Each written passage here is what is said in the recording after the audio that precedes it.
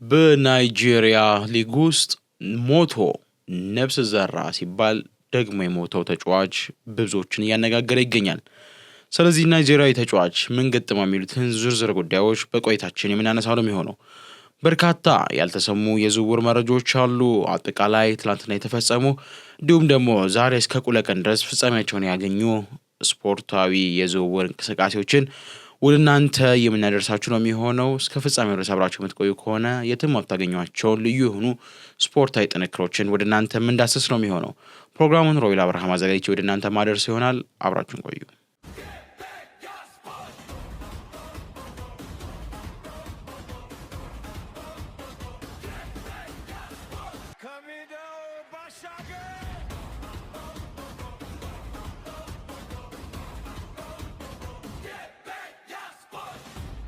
ቲያኒ ራይንደርስ ወደ አልቃዳሲያ ማምራት ችሏል። ባሳለፍነው የውድድር ዘመን ከኤሲ ሚላን በ70 ሚሊዮን ዩሮ ወደ ማንቸስተር ሲቲ ያቀናው ቲያኒ ራይንደርስ በክለቡ በቆየበት የመጀመሪያ ዓመት 50 ጨዋታዎችን አድርጎ 2 ዋንጫ በማሳካት እንዲሁም ደግሞ 7 ጎሎችን በማስቆጠር 2 አሲስት በማድረግ በአጠቃላይ ጥሩ መጥፎም የማይባል ሲዝን ያሳለፈው ቲያኒ ራይንደርስ ከአንድ ዓመት ቆይታ በኋላ ክለቡን ወደ አረቡ ዓለም ለመልቀቅ ስለመስማማቱ ነው የተገለጸው ማለት ነው። ማንቸስተር ሲቲ አዲስ ያደረገው የሚገኘው የመሃል ሜዳ ለውጥ ላይ የሱ ሰለባ ተጠቂ ሆኖ ቲያኒ ራይንደርስ ወደ ኖቲንግሃም ፎረስት አሊያም ደግሞ ወደ ሌሎች የእንግሊዝ ክለቦች ያመራል ተብሎ ሲጠበቅ የነበረ ቢሆንም በኋላ ላይ ግን ከአልቃዳሲያ የቀረበውን 81 ሚሊዮን ማንቸስተር ሲቲ ተቀብሎ ዝውውሩ እንዲፈጸም ሆኗል ማለት ነው። ታዲያ አጠቃላይ ቲያኒ ራይንደርስ በማንቸስተር ሲቲ ቤት የነበረው ቆይታ አስደናቂ የነበረ ቢሆንም በኋላ ላይ ግን ከጊዜ ወደ ጊዜ እየመጣበት የነበረው የአቋም መዋዠቅ ክለቡ በሱ ላይ እምነት እንዳይኖረው አድርጓል የተባለው ይህንን ተከትሎ ተጫዋቹ አሁን መዳረሻው ወደ አረቡ ሊግ ሆኗል። ሌላኛው ደግሞ ለወራት የሰነበተው ዝውውር በመጨረሻም ፍጻሜውን አግኝተዋል። ፌራን ቶሬስ ወደ ፒኤስጂ ለማምራት ሁሉም ነገሮች ተጠናቀዋል። ላለፉት ቀናቶች መካከል ዝውውሩ ከጫፍ ደርሷል ተብሎ በርካታ ርዕሶች መረጃዎች ሲወጡ ነበር። ይሁን እንጂ እስካሁን ድረስ ይፋ የሆነ ስምምነቶች በሁለቱም ወገን አልተፈጸመም ነበር። ትላንትና ሌሊቱን ግን 50 ሚሊዮን ዩሮ ሁለቱን ክለቦች አስማምቶ የ26 ዓመቱ አጥቂ ወደ ፓሪሱ ክለብ ለማቅናት ከስምምነት መድረሱን የተገለጸው። እንደሚታወቀው ባርሴሎና ከዓመታት በፊት በ65 ሚሊዮን ዩሮ በሚደርስ ሂሳብ ከማንቸስተር ሲቲ ተጫዋቹ ማስፈረሙ አይዘነጋም። ታዲያ እስካሁን ድረስ ማንቸስተር ሲቲ ላይ መከፈል የሚገባውን ሂሳብ ሳይከፍሉ የቆዩት ማንቸስተር ሲቲዎች ውሉን ካላራዘሙ የግድ ክፍያው መክፈል ስለሚጠበቅባቸው ተጫዋቹን ለመሸጥ ስለመስማማታቸው ነው የተገለጸው ማለት ነው። ሌላው ደግሞ ቼልሲ የተጫዋች መሸጥ ግዳጅ ላይ እንደገባ ባለፈው በነበሩ መረጃዎች ላይ አድርሰናችሁ ነበር። የስኳድ ዴፕዙ 41 የደረሰው ቼልሲ ተጫዋቾችን የግድ መቀነስ እንዳለበት ከአወዳደሮች አካል መልእክት ወርዶለት ነበር። ይህንን ተከትሎ በርካታ ተጫዋቾቹን በአሁኑ ሰዓት ላይ እየቸበቸበ ሲሆን በትላንትናው ዕለት ደግሞ የምዕራብ ለንደኑ ክለብ ቼልሲ ቤን ዋይት ባዲያሺሊን በውሰት ለናፖሊ አሳልፎ መስጠቱን ነው የተሰማው ማለት ነው። ታዲያ ናፖሊም ለተጫዋቹ ዝውውር 3 ሚሊዮን ዩሮ ለውሰቱ ክፍያ ብቻ የሚከፍል ሲሆን ተጫዋቹን በውድድር ዓመቱ መጨረሻ ላይ የግሉ ማድረግ ከፈለገ በ27 ሚሊዮን ዩሮ የመግዛት አማራጭ ባካተተ ውል ነው እንግዲህ ሊያስፈርመው ከስምምነት የደረሰው። ፈረንሳይ መሃል ተከላካይ ባዲያሺሊ በናፖሊ አሰልጣኝ ማስሚሊያኖ አሌግሪ የሚወደድ ሲሆን ተጫዋቹ ምናልባትም በሚኖረው ቆይታ ጥሩ የሚባል ኬታማ ጊዜን ያሳልፋል ተብሎ ይጠበቃል። በዛሬው ዕለት የሕክምና ምርመራውን አከናውኖ ስምምነቱን በይፋ እንደሚፈራረም ይጠበቃል። ከዚህ ቀደም በማንቸስተር ዩናይትድ ቤት የምናውቀው ፍሬድ ወደ አትሌቲኮ ማኒያሮ አቅንቷል። እንደሚታወቀው ይህ ተጫዋች በቱርክ በፌነርባቼ ጥሩ ጊዜን እያሳለፈ እንደነበር ይታወቃል። ታዲያ አሁን ላይ ከእድሜ መግባትም ጋር ተያይዞ ከጊዜ ወደ ጊዜ አቋም መዋዠቅ ውስጥ እየገባ የሚገኘው ፍሬድ በ2 ሚሊዮን ዩሮ ከፌነርባቼ ወደ አትሌቲኮ ማኒያሮ ስለመቀላቀሉ ነው የተሰማው ማለት ነው። ሌላኛው ደግሞ ባርሴሎና ሮድሪ ለማስፈረም በፍጥነት እየሰራ እንደሆነ የቅርብ ምንጮች ዘግበዋል። ዛሬ ላይ ሮድሪ በስፔን ማድሪድ በሚገኝ አንድ ሆቴል ውስጥ ተንቀሳቃሽ ምስል ጠዋት ላይ ወጥቶበት ነበር። ታዲያ ምናልባትም ዝውውሩ በዛሬው ዕለት የሚጠናቀቅ ከሆነ መልካም፣ ካልተጠናቀቀ ግን ምናልባት ተጫዋቹ በዛሬው ዕለት ወደ ማንቸስተር ሲቲ ተመልሶ የቡድኑን ልምድ እንደሚቀላቀል የተገለጸው። ሮድሪም ለክለቡ አስተላለፈው በተባለው መልእክት መሰረት ክለቡ መልቀቅ እንደሚፈልግ አሳውቆ ሆኖም ግን ክለቡ ተስማሚ ነው ብሎ ያላመነበትን ጥያቄ እንዲቀበል እንደማይገፋፋም አስታውቋል ማለት ነው። ሌላኛው ደግሞ በትላንትናው ምሽት ላይ መረጃ ወጥቶ እስካሁን ሰዓት ድረስ እጅጉን ሰፊ መነጋገሪያ የሆነው የቪክቶር ኦሲሜን ጉዳይ ነው። ቪክተር ኦሲሜን እንግዲህ ከተለያዩ ክለቦች በርካታ ጥያቄዎች የቀረቡለት ነው የሚገኘው። ታዲያ ተጫዋቹ ግን በጋላታሳራይ ለመቆየት ቁርጠኛ እንደሆነ ይታወቃል። ይሁን እንጂ አሁን ላይ ይህንን በር መገድገድ የቻለ አንድ የዝውውር ጥያቄ ከአርሰናል በኩል ተሰምቷል።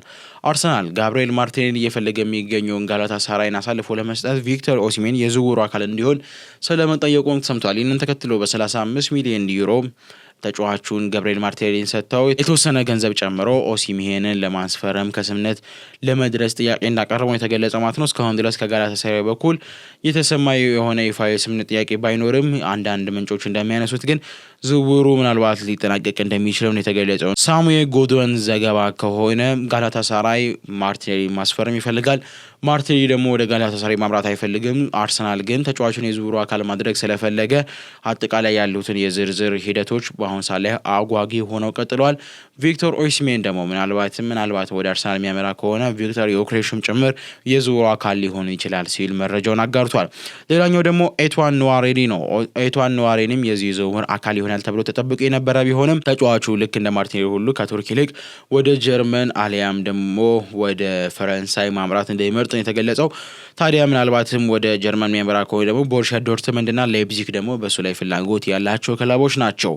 ሌላኛው ደግሞ ሊቨርፑል በዝውውር መስኮቱ የመጨረሻ 10 ቀናት ውስጥ ለብራሂም ባርኮላ ጠንካራ ሆኖ ለመመለስ መወሰናቸውን ለኪፕ አስነብበዋል። አሁን ላይ እየወጡ እንዳሉት መረጃዎች ከሆነ በክለቦቹ ደረጃ በቃል ስምምነት ደረጃ ከስምምነት ላይ ስለመድረሳቸው የተሰማ ሲሆን በአጠቃላይ 125 ሚሊዮን ዩሮ በሚደርስ የዝውውር ሂሳብ ተጫዋቹን የግላቸው ለማድረግ ስለመቃረባቸው የተሰማው። ከብራድሊ ባርኮላ ጋር እስከ 2031 ድረስ የሚያቆያቸውን አዲስ ኮንትራት ለመፈራረም ከጫፍ ስለመድረሳቸው የተገለጸው ማለት ነው። ሌላኛው ደግሞ ማንቸስተር ሲቲ አሌክስ ስኮትን እንዲሁም ደግሞ አሌክሲስ ማካሌስተር ማስፈረም ስለሚችልበት ሁኔታ እንቅስቃሴ መጀመሩን የተገለጸው ማለት ነው። በተለይ ደግሞ አሌክስ ስኮት ቦርንማውዝ አይሸጥም ብሎ የሰነበተ ቢሆንም አሁን ላይ የቲያኒ ረንደርስን መውጣት ተከትሎ እንዲሁም ደግሞ ምናልባት የሮድሪ መውጣት ኦን የሚሆን ከሆነ ክለቡ ቦዋዲን ብቻ ሳይሆን ተጨማሪ የመሀል ሜዳ ስፍራ ለማስፈረም እንደሚንቀሳቀስ ነው የተገለጸው። ይህንን ተከትሎ ምንም እንኳን የአሌክሲስ ማካሌስተር አባት በትናንትናው ምሽት ላይ በሰጡት መግለጫ ተጫዋቹ የትም አይሄድም፣ ወደ የትም ክለብ ለማምራት በአሁን ሰዓት ላይ ፍላጎት የለውም፣ ቀጣይ ዓመትን በሊቨርፑል ቤት ያሳልፋል ቢሉም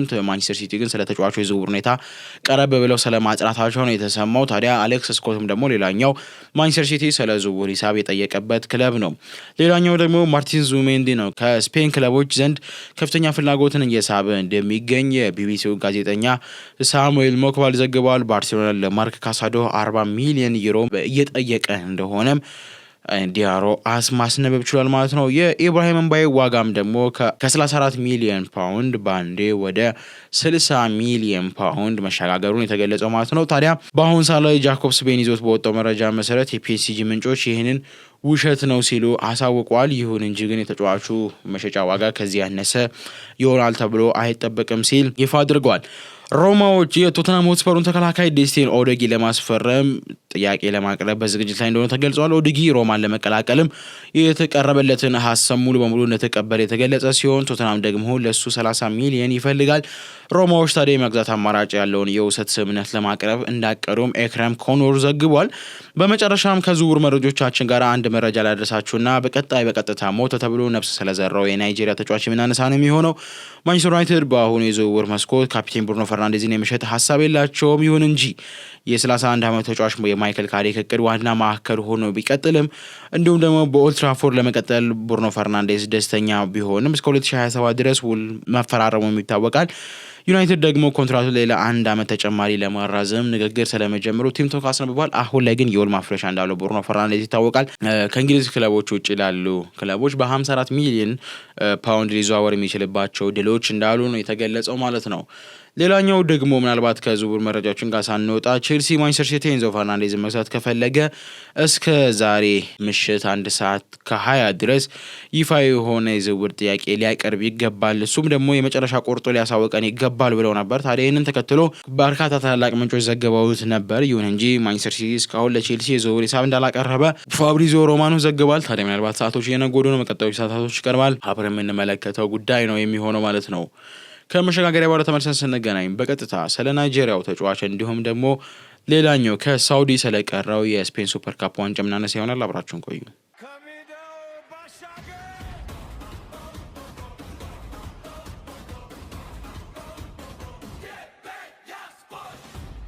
ተመልሰናል። ከሰሞኑ እጅጉን መነጋገሪያ የሆነው ጉዳይ ደግሞ ትናንትና እስከ ወዲያኛው ተዘግቷል። ናይጄሪያዊ ተጫዋች በብዙዎች ዘንድ ትኩረትን የሳበ ጉዳይ ሆኖ አልፏል። በናይጄሪያ ሻምፒዮንሺፕ የሚጫወተው ተጫዋች ቺኖዱ አውዞር ሕይወቱ አልፏል በሚል ሊቀበር ሲል እንቅስቃሴ ማሳየቱ ነው የተገለጸው። ተጫዋቹ በጨዋታ ላይ ያለ ራሱን ስቶ የነበረ ሲሆን የሕክምና ባለሙያዎች ሕይወቱ እንዳለፈ እዛው አሳውቀው ነበር። ታዲያ ሕይወቱ አልፏል ተብሎ የነበረው ተጫዋች በሱ ድንጋጤ የተነሳ የቡድን አባላቱ የቡድን አጋራቸው ሕይወቱ በማለፉ ሀዘን ተቀምጠው ክፉኛ በልብ መሰበር ውስጥ ሆኖ እያለ በድንገት ወደ አስክሬን ክፍል ውስጥ እየተወሰደ ባለበት ሰዓት ላይ እንቅስቃሴ በማሳየቱ የነገሮችን ሁነት ሁሉ ቀይሯል። ሞተ ተብሎ ነፍስ የዘራው ተጫዋች ምንም እንኳን ሕክምና ቢደረግለትና ለ2 ቀናትም በህይወት ያህል ቢቆይም ተጫዋቹ በህይወት እንዳለና በፍጥነት ወደ ሆስፒታል ተዘዋውሮ በሕክምና እርዳታ እንዲቆይ ቢደረግም ከ2 ቀን ያለፈ ዕድሜን በምድር ላይ መቆየት አልቻለም። ተጫዋቹ ከዚህ ዓለም በሞት መለየቱን ዳግም ክለቡ ይፋ አድርጓል። 2 ጊዜ የሞተው ተጫዋች አሁንስ በዳግም ይነሳሉ የሚለው ደግሞ በሌሎች ዘንድ ትኩረትን ስቦ የነበረ ጉዳይ ነበር። ምክንያቱም እንደ አልበግን መረጃ ከሆነ ተጫዋቹ ዳግመኛ ሞተበት በተባለው ሁለተኛ አጋጣሚ ወላ ከተጫዋቹ በኩል እንቅስቃሴዎች መታየታቸው ተገልጾ ነበርና ምናልባት የቀብር ስነ ስርዓቱም ለ16 ሰዓታት ያህል ሳይፈጸም እሱን በመጠበቅ ቆይተው ነበር ነው የተገለጸው። ታዲያ እዚህ ናይጄሪያዊ ተጫዋች የገጠመው ነገር እጅግ አስደናቂና ብዙዎችን ያነጋገረ ጉዳይ ነበር። ሞተ ሲባል እናንተ አስቡት፣ ሞቷል የተባላችሁት ሰው ልክ ሊቀበር ወደ አስክሬን ክፍል ሁሉም ነገር ሊጠናቀቅ እየገባ ባለበት ሰዓት ላይ ተንቀሳቀሰ። ከዛ በኋላ ነፍስ ዘርቷል ብላችሁ ፈጣሪያችሁን አመስግናችሁ እናንተም ተደስታችሁ ወደ ሆስፒታል ከገባ በኋላ ደግሞ ነፍስ ዘራ የተባለው ሰው 2 ቀናቶችን ያህል ሳይቆይ ዳግም ይሞታል። ዳግም ሞተ ተብሎ አሁንም ወደ አስክሬን ክፍል ሊያመራ ሲል እንቅስቃሴ ታየ ተብሎ ድጋሚ 16 ሰዓትን ጠብቆ ዳግም ባይነሳ ማሸለቡን በመጨረሻም ተረጋግጦ ስርዓተ ቀብሩ በትላንትናው ምሽትም ተፈጽሟል።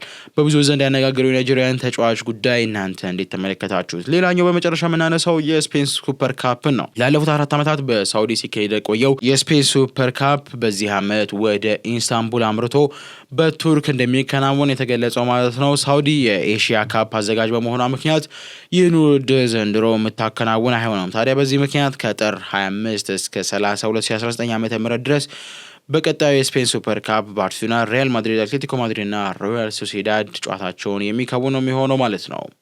ሌላው ደግሞ ብዙዎችን እያነጋገረ የሚገኘው ጉዳይ እንዲሁም ደግሞ ብዙዎችን ያሳዘነው አጋጣሚ የሌስተር ሲቲ ጉዳይ ነው። እንደሚታወቀው በ2016 የፕሪሚየር ሊግ ሻምፒዮን የነበሩ ቡድኖቹ ከጊዜ ወደ ጊዜ መንሸራተቶች አጋጥሟቸው ባሳለፍነው 2 የውድድር ዘመናት ደግሞ ወደ አልተፈለገ አቅጣጫ ማምራታቸው ይታወቃል። ታዲያ በፕሪሚየር ሊግ ወርደው ሻምፒዮንሺፕም ወርደው ወደ ታች ሊግ ላይ መቆየት የቻሉት ቡድኖቹ ደህና ተጫዋች ማግኘት ስላልቻሉ ፍርክስክስ እያሉ ነበር። አሁን ደግሞ የበለጠ ደግሞ ልብ ሰባሪ ምናልባት ደግሞ አብዮት ሊሆንላቸው የሚችል አጋጣሚ እንደተፈጠረም ተሰምተዋል።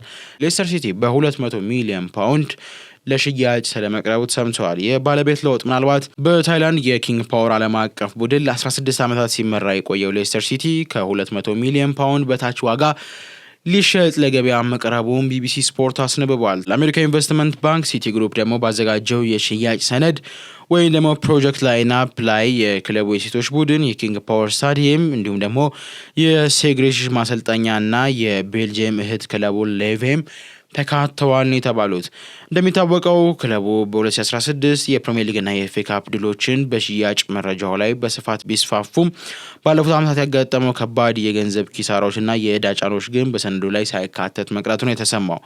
ታዲያ ኪንግ ፓወር እንደሚታወቀው ክለቡም እንደ ኢሮፓያን አቆጣጠር በ2010 በ35 ቢሊዮን ፓውንድ ገዝቶ የነበረ ሲሆን አሁን ላይ ሊቀመንበሩ አይዋት ሴርቫዳን ፕራባ ክለቡን ለሽያጭ አቅርቦታል ነው የተባለው። ከዚህ ቀደም እንደምናስታውሰው የሌስተር ሲቲው ባለቤት በሄሊኮፕተር እዛው ተከስክሰው ማረፋቸው ይታወቅ ነበረ። ከኪንግ ፓወር ስታዲየም ተነስቶ በቄት እንደበረረ ነበርና የሌስተር ውድቀትም ከዛን ጊዜ በኋላ እንደጀመረ ብዙዎቻችን የምናስታውሳቸው ጉዳዮች ነበር። አንዳንዴ እንደዚህ ባሉ ተቋማቶች ላይ እንደዚህ ባሉ አስተዳደር ሂደቶች ላይ የማናጀሪያል ስራዎች እጅጉኑ ለአንድ ነገር በጣም መሰረት ሆነው ሊቆዩና ሊበረክቱ እናስታውሳለን። ታዲያ የእሳቸው ህልፈት ደግሞ የበለጠ ክለቡን ወዳልተፈለገ አቅጣጫ እንዲመራ አድርጎት ነበር። አሁን ላይ ደግሞ ይባስ ብሎ ክለቡ በ200 ሚሊዮን ፓውንድ ለሽያጭ መቅረቡ ተሰምቷል። የሁለቀን ፕሮግራማችን ይህን ይመስል ነበር። ወይ አብርሃም ፕሮግራሙን እናንተ አደረስኩኝ። በሌላ ርዕስ ከምንገናኝ መልካም ጊዜ